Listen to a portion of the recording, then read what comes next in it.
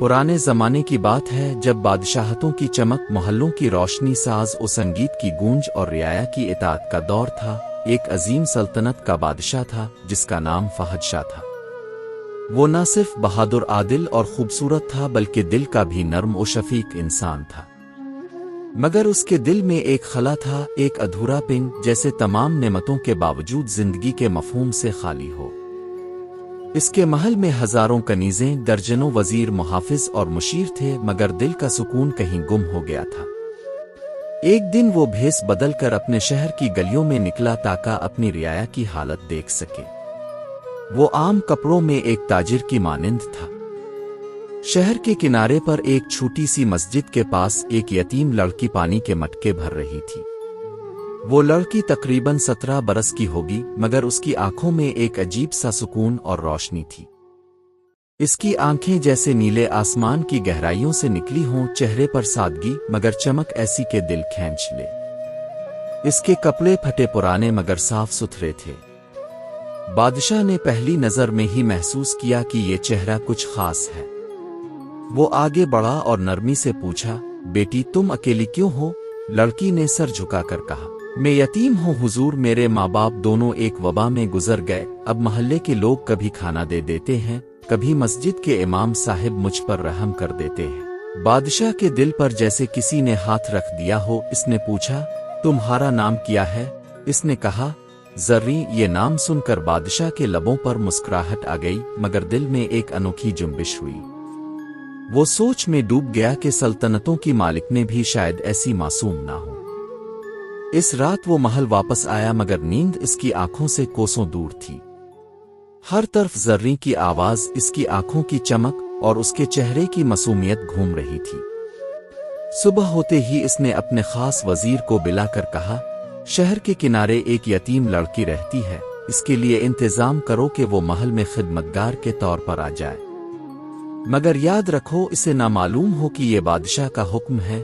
چنانچہ 2 دن بعد زریں کو محل میں بلایا گیا، اور وہ سمجھ رہی تھی کہ یہ کسی عام دربار کے خدمت کی جگہ ہے۔ محل میں داخل ہوتے ہی وہ حیران رہ گئی۔ سنگ مرمر کے فرش، خوشبو سے مہکتے باغات، فواروں کی چمک، قیمتی پردے اور سونا چاندی سے جڑے دیواریں، وہ اس شان و شوکت سے سہم گئی۔ مگر جلد ہی اس کی نرمی، محنت اور سادگی نے محل کے تمام لوگوں کا دل جیت لیا۔ بادشاہ اکثر کسی نہ کسی بہانے اسے دیکھنے آتا، کبھی پھولوں کے باغ میں، کبھی پانی کے چشمے کے پاس، مگر ہمیشہ یہ ظاہر کرتا کہ وہ محض اتفاقی طور پر وہاں آیا ہے۔ زریں ادب سے سر جھکا دیتی، مگر ہر ملاقات میں ایک خاموش گفتگو، ایک نادیدہ احساس ان دونوں کے درمیان پلتا رہا۔ وقت گزرتا گیا، بادشاہ نے محسوس کیا کہ اب یہ جذبہ صرف ہمدردی نہیں رہا، یہ محبت بن چکا ہے۔ وہ چاہتا تھا کہ زریں سے بات کرے، مگر اسے ڈر تھا کہ کہیں وہ اسے محض بادشاہ سمجھ کر خوف زدہ نہ ہو جائے۔ ایک شام جب سورج محل کے برجوں کے پیچھے ڈوب رہا تھا، زریں باغ میں بیٹھ کر ایک پرانا گیت گا رہی تھی جو اس کی ماں گایا کرتی تھی۔ بادشاہ خاموشی سے پیچھے آ کر راگ گیا۔ وہ نرمی سے بولا، یہ گیت بہت خوبصورت ہے، تمہاری آواز دل کو چھو لیتی ہے۔ زریں نے چونک کر دیکھا اور سہم کر بولی، جہاں پناہ آپ یہاں؟ بادشاہ نے مسکرا کر کہا، میں بادشاہ نہیں، بس ایک انسان ہوں جو تمہاری سچائی سے متاثر ہے۔ زریں کے گالوں پر لالی چھا گئی۔ اس لمحے فضا میں ایک انکہا سکوت چھا گیا، جیسے ہوا بھی رک گئی ہو۔ بادشاہ نے پہلی بار اعتراف کیا، زریں تم نے میرے دل کے خالی محل کو بھر دیا ہے۔ میں چاہتا ہوں کہ تم ہمیشہ میرے ساتھ رہو، میرے دل کی مالکہ بن کر۔ زریں کے لیے یہ خواب جیسا لمحہ تھا۔ اس نے آنکھوں میں آنسو لیے کہا، جہاں پناہ میں ایک یتیم اور غریب لڑکی ہوں، میں اس قابل نہیں کہ اب جیسے بادشاہ کی شرکن حیات بنوں۔ بادشاہ نے نرمی سے کہا، محبت میں حیثیت نہیں دیکھی جاتی، صرف دل دیکھا جاتا ہے، اور تمہارے دل سے بڑھ کر خوبصورت میں نے کوئی چیز نہیں دیکھی۔ زریں خاموش ہو گئی، مگر اس کی آنکھوں میں وہ چمک تھی جو محبت کی قبولیت کا اعلان تھی۔ اگلے ہی دن پورے محل میں خوشی کی لہر دوڑ گئی۔ بادشاہ نے اعلان کیا کہ وہ ایک عام لڑکی سے نکاح کرے گا۔ وزیر، امراء، درباری سب حیران تھے، مگر بادشاہ کے فیصلے پر کوئی سوال نہیں اٹھا سکتا تھا۔ شادی کا دن آیا تو محل کو پھولوں سے سجا دیا گیا۔ زریں کو شاہی لباس پہنایا گیا مگر اس نے سادگی برقرار رکھی۔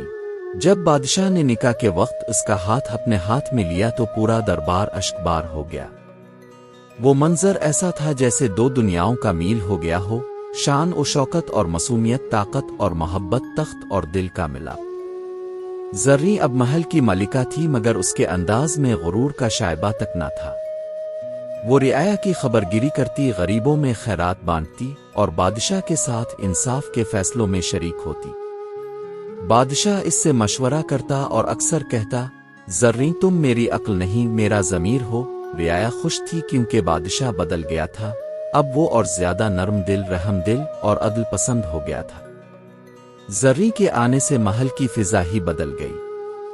ایک دن زریں باغ میں بیٹھی پرندوں کو دانہ ڈال رہی تھی تو بادشاہ آیا اور کہنے لگا، کاش تم میری زندگی میں پہلے آتی تو میں اتنے سال تنہائی میں نہ گزارتا۔ زریں نے مسکرا کر کہا، ہر چیز وقت پر خوبصورت لگتی ہے جہاں پناہ، شاید اگر پہلے ملتے تو آپ مجھے سمجھ نہ پاتے اور میں آپ کو پہچان نہ پاتی۔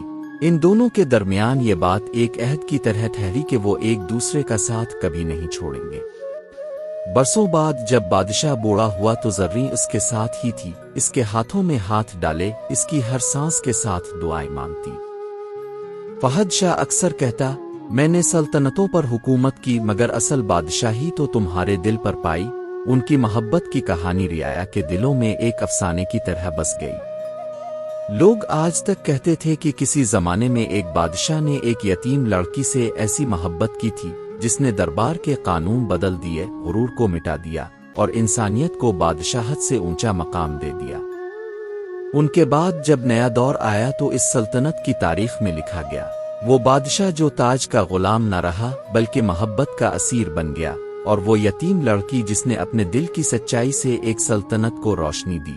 ان کی قبریں آج بھی ساتھ ساتھ ہیں، محل کے پیچھے باغ کے اس حصے میں جہاں وہ پہلی بار ملے تھے، اور کہتے ہیں کہ جب چاندنی رات ہوتی ہے تو وہاں سے کسی نرمی بھری آواز میں وہی پرانا گیت سنائی دیتا ہے جو زریں گایا کرتی تھی، ایک محبت کی وہ دھن جو بادشاہوں کے زمانے سے گزر کر آج بھی دلوں میں زندہ ہے۔